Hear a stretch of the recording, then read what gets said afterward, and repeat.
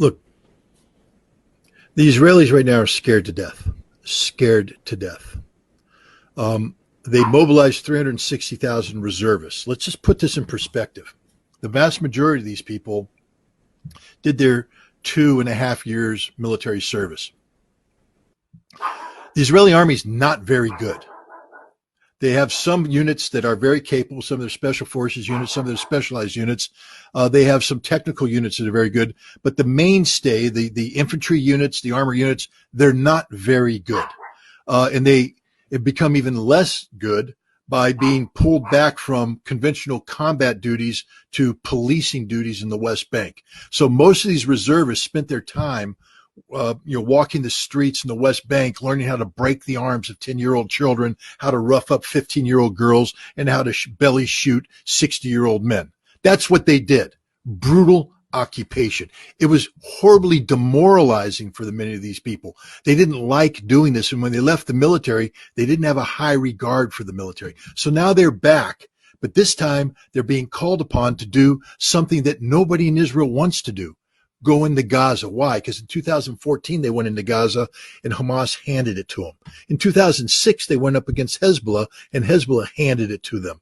The Israeli army just isn't that good, and they're scared to death because Hamas is waiting for them. This is one giant ambush, and the Israeli intelligence is blind. They don't know where they are. They're going to have to go in there and probe, and as they probe, they're going to be blown up, ambushed, slaughtered, and they know this. The other thing that scares them is once they go into Gaza, they're going to be committed to that battle with the bulk of their reserves.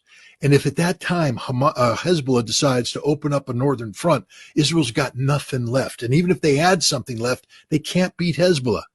They can't beat Hezbollah. They know it. They've exercised it. Last year, Chariots of Fire. This year, Firm Hand. Those are the names of two major exercises where Israel tested its ability to fight a conflict against the Palestinians and Hamas in the West Bank and Hezbollah up north, and they can't do it. They don't have the resources to do it. Now you throw in Iran, and they're definitely screwed. So America is stepping in saying, hey, we're going to flex our muscle in an effort to deter Hezbollah and Iran from striking. It's not working. 2 aircraft carrier battle groups and an amphibious ready group with 2,000 Marines does not a war win.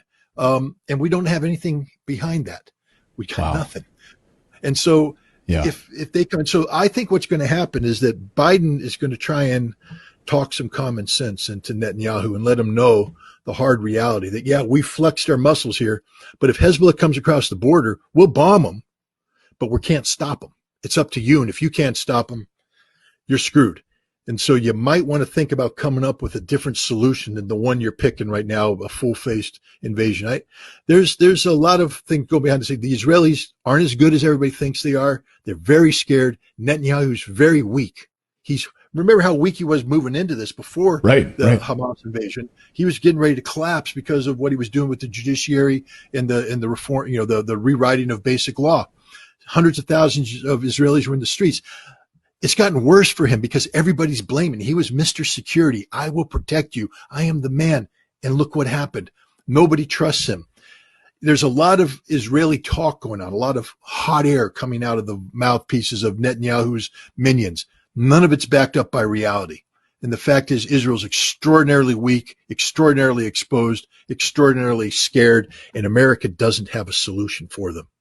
And I guess is the template to look at what would happen to Israel, just look at Ukraine?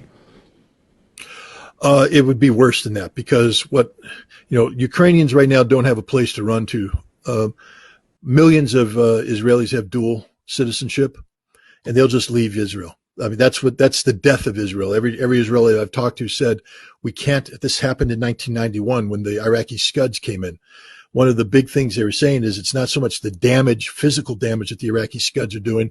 It's the emotional and psychological damage it's doing to Israelis.